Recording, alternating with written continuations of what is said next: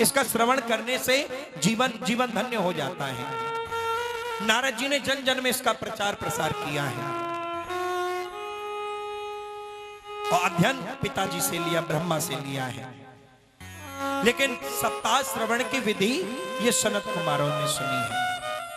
सौनिकादिक ऋषि बोले, महाराज हमने ऐसा सुना है कि नारद एक जगह बैठते नहीं और सनत कुमार ऐसे हैं जो एक जगह से दूसरी जगह जाते नहीं। तो नारद जी ने सनत कुमारों से 7 दिन तक कथा कैसे सुनी, ये बताओ, ये बतलाइए। सौनिकादिक ऋषि बोले, ठीक कहते हो, ठीक कहते हो, धन्य हो। लेकिन और फिर हमारे मन में ये शंका है कि कथा के लिए पहला है स्थान, दूसरी बात भागवत का ज्ञान, तीसरी बात भागवत का गान, चौथी बात भागवत का ध्यान, पांचवी बात भागवत के लिए कान। 5 बातें हैं भागवत सुनने के लिए। पहला तो स्थान ठीक है, दूसरा गान, संगीत के माध्यम से गायन किया जाए, तीसरी बात ज्ञान होना आवश्यक है, चौथी बात ध्यान, क्या कर रहे हैं, क्या कह रहे हैं, कहां चल रहे हैं, ध्यान, पांचवी बात कान होनी जरूरी है। क्योंकि राजा प्रथु तो 10,000 मांगते हैं कि महाराज ये 2 कानों से तृप्ति नहीं होती, मुझे 10,000 कान चाहिए। भगवान बोले, दे तो दूं, लगाओगे कहां? नहीं महाराज 10,000 कान चाहिए। तब भगवान ने एक ऐसी कृपा की कि जो 10,000 कानों से जो सुना जाता है, इतनी श्रवण शक्ति उन 2 कानों में ही दे डाली। तो महाराज स्थान, गान, ध्यान, ज्ञान और कान, 5 चीजें जरूरी हैं कथा के लिए। सूत जी बोले, सनत कुमार तो ऐसे महात्मा हैं जो कभी एक जगह से दूसरी जगह नहीं जाते, और नारद ऐसे हैं जो एक जगह कभी टिकते नहीं। तो सनत कुमारों ने जब कथा कही तो नारद जी ने कैसे सुनी, ये बतलाओ। सूत जी बोले, एक बार देवर्षि नारद बड़ी तीव्र गति में जा रहे हैं। बद्रीनाथ धाम में चारों भाई विराजमान हैं, सनक, सनंदन, सनातन, सनत कुमार। चारों भाइयों ने नारद जी को दौड़ते हुए जाते हुए देखा और पूछा, अय नारद, कथम ब्रह्मादीन मुखो कुतश्च चिंता तुरो भवान त्वरितम गम्यते कुत्रो कुतश्चा गमनम तवः। अरे नारद, क्या बात है, क्यों दौड़ते हुए जा रहे हो? आज कुछ उदास लग रहे हो? और हमने तो सुना है कि कोई कितना भी रोता हो और नारद अगर एक बार दर्शन हो जाए तो उसका रोना बंद हो जाता है। कितना भी निराश हो गया हो, नारद का दर्शन हो तो धन्य हो जाता है, जीवन हंसने लगता है वो। और आज तुम ही इतने खुद उदास हो, क्या बात है? नारद जी चरणों में गिर गए, कहने लगे, क्या बताऊं भगवान, क्या कहूं मैं आपसे, क्या बताऊं? अहम तो पृथ्वी ज्ञातो सर्वा ज्ञात्वा सर्वोत्तमामितिम पुष्करम च प्रयागम च काशी गोदावरी तथा। मैं पृथ्वी पर गया, पृथ्वी को श्रेष्ठ समझ करके गया, और श्रेष्ठ समझ करके जब गया तो बोले हर क्षेत्र गया, कुरुक्षेत्र गया, सेतुबंध रामेश्वर गया, सत्य कहता हूं हर जगह गया, पर कहीं भी मुझे शांति नहीं मिली, शांति नहीं मिली। ना पश्यम कुत्रचित् शर्मः मन संतोष कारकम। क्यों नहीं मिली? कलिना धर्म मित्रेणम धरेयम बाधिता धुना। न कोई सत्य बोलता है, ऐसी लोगों की बुद्धि को कलयुग ने बिगाड़ दिया है। एक बार भी कोई सत्य बोल दे मानो हरिश्चंद्र के बाद उसी का नंबर हो, और दिन में झूठ 50 बार बोले उसकी कोई गिनती नहीं। और फिर हमारा यानी कि धर्म का कोई एक काम कर दे तो बार बार गाता है, बार बार गाता है, और अधर्म कई बार कर दे तो उसकी कोई गिनती नहीं। लेकिन और फिर संतों का सम्मान समाप्त हो गया है, माता पिता की सेवा बंद हो गई है, और फिर घर में अतिथि सम्मान बंद हो गया है, और घर में नई बहू की चलती है, घर में नई बहू की चलती है। मैं नहीं कह रहा हूं, ये मंत्र कह रहा है। तरुणी प्रभुता गे है श्याल को बुद्धिदायक। बोले मैं नहीं कह रहा हूं, ये कह रहा है, भागवत कह रही है। बोले तरुणी घर में नई बहू की चलती है, और श्याल को बुद्धिदायक है। बोले घर में जो सलाह ली जाती है वो साले देते हैं। और ब्रज में तो एक कहावत है, घर बिगाड़े आरो, दीवार बिगाड़े आरो, घर बिगाड़े सारो, है नहीं? ये ब्रज में इसको बोला जाता है। दीवार बिगाड़े आरो और घर बिगाड़े सारो। तरुणी प्रभुता के है श्याल को बुद्धिदायक, कन्या विक्रयणो लोभाद दंपति नाम च कल्लन।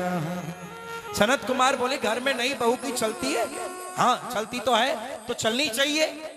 बोले हाँ एक बात है, चलनी तो चाहिए, लेकिन घर में कोई बड़ा काम किया जाए तो बड़ों से पूछकर किया जाए, यहां तक। और सलाह ली जाए तो बुजुर्गों से ली जाए। बेशक चला अपनी लो बाद में, वो अलग बात है। लेकिन यहां अब मैं क्या बताऊं, फिर ऊपर से कह रहे हैं कलिना धर्म मित्रेणम धरेयम बाधिता धुना। अधर्म का जो मित्र है ना कली, उसने लोगों की बुद्धि को विकृत कर दिया है। लेकिन जब मैं सारी सब जगह गया, गृहस्थों के यहां गया, महात्माओं के यहां गया, सबके यहां गया, लेकिन कहीं भी शांति नहीं मिली। जब मैं श्री धाम वृंदावन में आया तब नारद कहते हैं कि मैंने कौतुक देखा।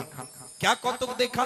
बोले एक नारी बैठी हुई है, दो पुरुष मूर्छित अवस्था में उसके पास लेटे हुए हैं, दो पुरुष लेटे हैं।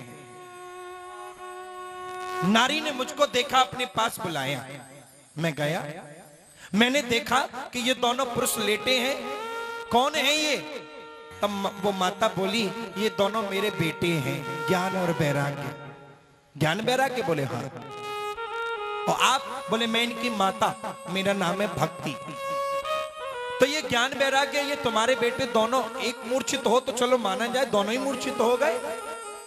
तब माता बोली कि मैं क्या बताऊं, जिस तरह संपत्ति का आना, लक्ष्मी का आना वृंदावन में मना है, वृंदावन में लक्ष्मी का आना मना है।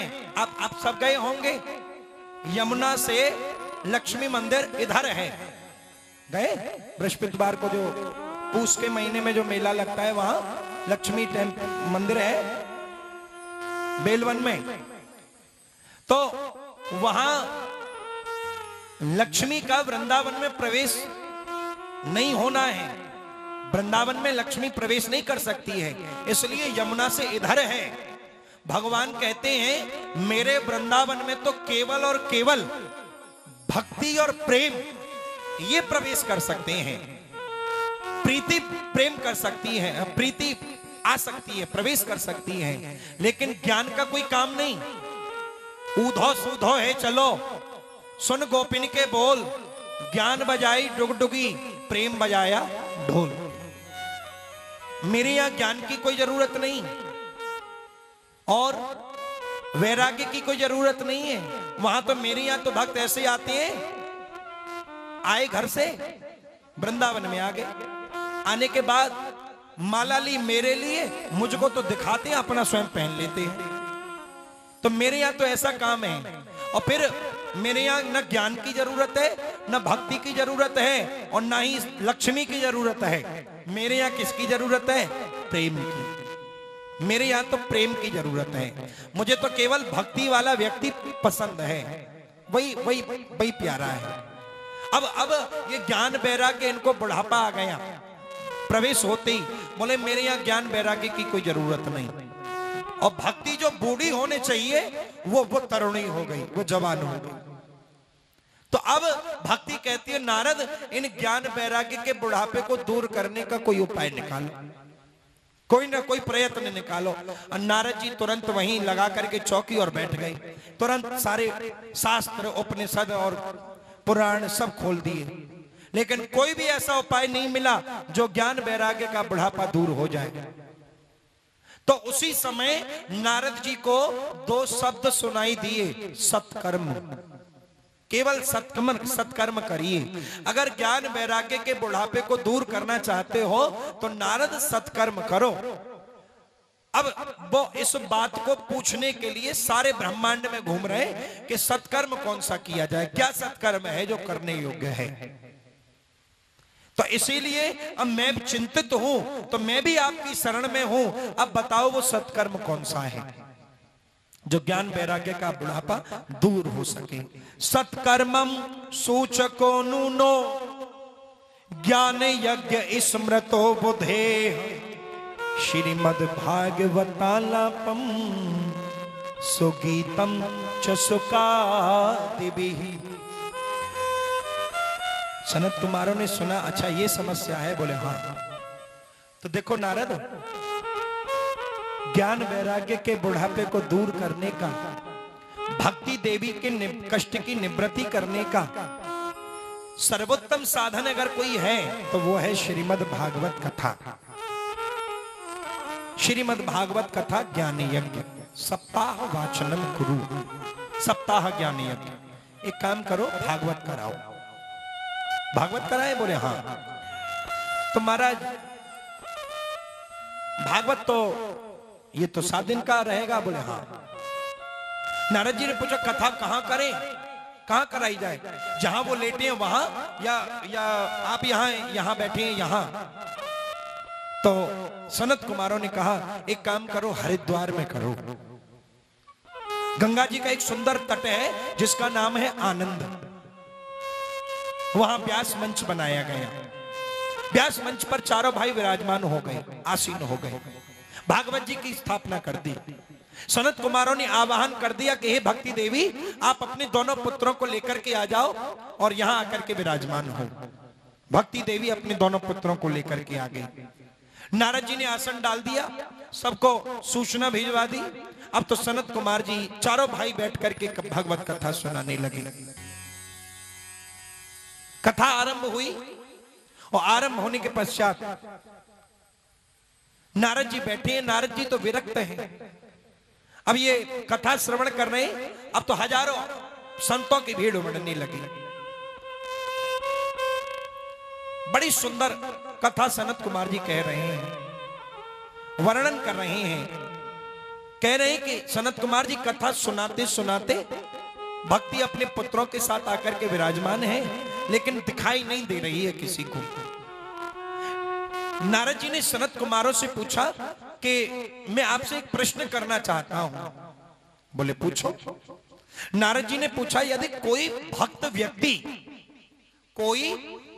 व्यक्ति भागवत श्रवण करके अगर मुक्ति को पा जाता है, इसमें कोई बड़ी आश्चर्य की बात नहीं है। क्या पापी व्यक्ति जिसने जीवन भर पाप कर्म किया हो, क्या पापी व्यक्ति भी भागवत कथा को श्रवण करके मोक्ष पा जाता है? उसकी भी मुक्ति हो जाती है? सनत कुमार बोले हाँ, उसको भी मुक्ति मिल जाती है। बड़ा सुंदर व्याख्यान किया। ये मानवा पाप कृतम तुभ्यो सर्वदा सदा दुराचारात्मम क्रोधादग्नि कुटिलाशम कामिनाः सप्तान यज्ञेन कलो। अरे जिस मनुष्य ने जीवन भर कभी सत्कर्म न किया हो दुराचार परायण जिसकी मनोवृत्ति रही हो, क्रोध रूपी अग्नि में हमेशा जलता रहा हो, ऐसा दुराचारी पापी व्यक्ति भी अगर कथा को श्रवण कर लेता है, 7 दिन तक कथा को सुन लेता है, तो उसकी भी मुक्ति हो जाती है। जो सत्य संभाषण नहीं करता, जो सत्य संभाषण नहीं करता, जो सत्य से हीन है, जो वर्ण संकर पद्धति से उत्पन्न है, वर्ण संकर का मतलब मां अन्य बिरादरी की, पिता अन्य बिरादरी का, उसको वर्ण संकर पद्धति बोलते, वर्ण संकर कहते हैं। जो वर्ण संकर पद्धति से उत्पन्न है, जो 5 प्रकार के पापों में सदा उग्र रहता हो, आगे रहता हो, लगा रहता हो, और मैं तो यहां तक कहता हूं, जिसने जीवन पर्यंत पाप कर्म किया हो, मरने के बाद भूत प्रेत बन गया हो, पिशाच बन गया हो, उसके भी नाम से अगर भगवत कथा को श्रवण भगवत कथा को करा लिया जाता है, तो उसकी भी मुक्ति हो जाती है, उसको भी मोक्ष मिल जाता है, जीवन पवित्र हो जाता है। नारद बोले समझ में नहीं बैठती, समझ में नहीं बैठती है बात। जीवन पर्यंत पाप कर्म करने के बाद, वे मरने के बाद में व्यक्ति प्रेत बनने के पश्चात और भागवत सुनकर के मोक्ष कैसे प्राप्त कर सकता है? नारद जी को सनत कुमार एक कथा सुनाते हैं। ये तो वो बात हो गई, श्राद्ध आएंगे अभी, तो लोग कहते हैं कि महाराज वो हम तो गया में कर आए पिंडदान, अब तो श्राद्ध की कोई जरूरत ना है। तो क्या गया में पिंडदान करने के बाद क्या फिर भी श्राद्ध की जरूरत रहेगी? तो एक संत ने व्यंग किया, पूज्य डोंगरे जी महाराज ने, वो कहते हैं भैया गया में पिंडदान नहीं कराए, पिंड छुड़ाए आए,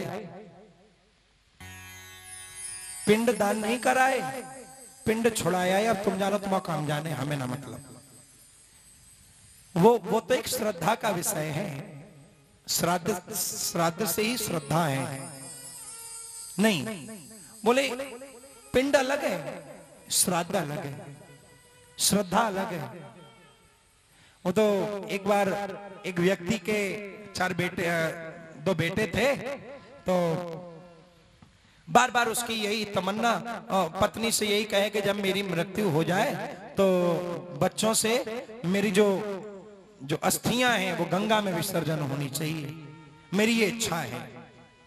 ठीक है, समय आने पर मृत्यु हो गई व्यक्ति की, अस्थियां रखी थी, बहुत दिन हो गए, नहीं याद रहा। माँ ने एक दिन, माँ के सपने में एक दिन आए, उसके पति बोले तूने मेरे मन की इच्छा को पूर्ण नहीं किया, मैंने कहा था कि मेरी अस्थियों को गंगा में विसर्जन करना, मुझे मुक्ति मिल जाएगी। तो सुबह महिला जगी, बेटों को बुलाया, कहा कि बेटा तुम्हारे पिताजी रात सपने में आए थे, कह रहे थे कि गंगा में अस्थि विसर्जन नहीं की। बेटा बोला तुम भी बेकार की बात करती हो, पिताजी का तो दिमाग खराब था, जिंदे थे तब भी परेशान और अब मर गए फिर भी परेशान करते हैं, कोई बात नहीं। माँ ने जबरदस्ती जिद करके भेज दिया, ले जा रहा था, चलते चलते चलते चलते रास्ते में मार्ग में एक नाला मिला, वहीं जा रहा था, गंगा जी में आगे जाकर के मिलना था। पुत्र ने सोचा मैं ही जाकर क्या करूंगा, जब ये नाला ही वहां जा रहा है। उसने वो वहीं सिरा दिया, आ गया। माँ ने पूछा कराया बेटा? हाँ करे। रात्रि हुई, जब माँ सोई, पत्नी रात्रि को फिर सपने में, कैसा नालायक बेटा भेजा, कार्य भी पूरा ढंग से नहीं कर पाया, मेरी अस्थि, एक कार्य था उसको भी पूरा नहीं कर पाया, मेरी अस्थियों को नाले में बहा आया। और सुबह माँ तो क्रोध में जगी, जग करके कहने लगी ये तूने क्या किया, ये पिता की अस्थियों को गंगा में विसर्जन करने को कहा था, नाले में डाला आया। बेटा बोला तुम्हें किसने बताया? बोले तेरे पिताजी सपने में आए थे, वो कह रहे थे कि कैसा नालायक बेटा भेजा जो अस्थियों को गंगा तक नहीं पहुंचा पाया और नाले में सिराया आया, नाले में छोड़ाया, बहा आया। तब बेटा बोला, उनका तो दिमाग ही खराब रहता है, कल आए थे कह रहे थे अस्थि विसर्जन नहीं किया, आज आए कह रहे हैं कि नाली में छोड़ाया। ये 12 किलोमीटर इतना इधर सपना तो देने आगे 12 किलोमीटर पलंग नहीं जा सकते थे गंगा की तरफ। तो ये तो श्रद्धा का विषय है। श्राद्ध अलग है, श्रद्धा अलग है, लेकिन पिंड अलग है। पिंड दान का मतलब ये नहीं कि हमने पिंड दान कर दिया तो अब हमें श्राद्ध करने की आवश्यकता नहीं है, वो तो करने की तो आवश्यकता है, वो तो एक श्रद्धा का विषय है। तो गणभद्रा नदी तटे पूर्व भूपत्यमुत्तमम यत्र वर्णा स्वधर्मेण यत सत्कर्मम तते परा। कहते हैं सनत कुमार बोले, एक मैं तुम्हें बात बतलाता हूं नारद। बोले तुंगभद्रा नदी के किनारे एक पंडित जी रहते हैं जिनका नाम है आत्मदेव। आत्मा में जिसने देवत्व का दर्शन कर लिया वही आत्मदेव है। ठीक है, रहते हैं, नाम आत्मदेव है। पत्नी बड़ी ही विचित्र है, उसका काम ही है कभी कभी पड़ोसियों से झगड़ लेना, कभी किसी से हंस लेना और कभी किसी के साथ में लड़ाई कर लेना। नाम भी बड़ा विचित्र है, धुंधली। धुंधली पत्नी। पंडित जी पूजा पाठ करने के लिए जाते, शाम को लौट करके आते, बस उसका एक ही काम है पत्नी का। पंडित जी आए तो द्वार पर खड़े होकर के हाथ जोड़ करके अंदर ले जाना, जलपान कराना, बस प्रेम के साथ रहना। बल्कि बड़ी कर्कशी, टेढ़ी, धन की कोई कमी नहीं पंडित जी के यहां। पंडित जी के यहां एक गाय थी, वो बांझ। एक तुलसी का गमला, वो भी सूखा हुआ, हर रोज पानी देते फिर सूख जाता। अब समय आगे बढ़ा, समय बहुत गुजर गया। अचानक एक दिन चिंता हुई कि आज तक मेरे इतने दिन हो गए कोई संतान नहीं है, कोई पुत्र नहीं है, पुत्र होना चाहिए। अब निकल पड़े घर से चिंतित होकर के। चलते चलते जंगल की ओर जाने लगे, एक महात्मा मिल गए। महात्मा ने देखा आत्मदेव से पूछा, पंडित बड़े परेशान हो, क्या बात है? कहने लगा, क्या बताऊं भगवान, तुलसी को रोज जल देता हूं लेकिन फिर भी सूख जाती है। गाय है वो भी बांझ है, घर में कोई संतान नहीं है, पुत्र नहीं है।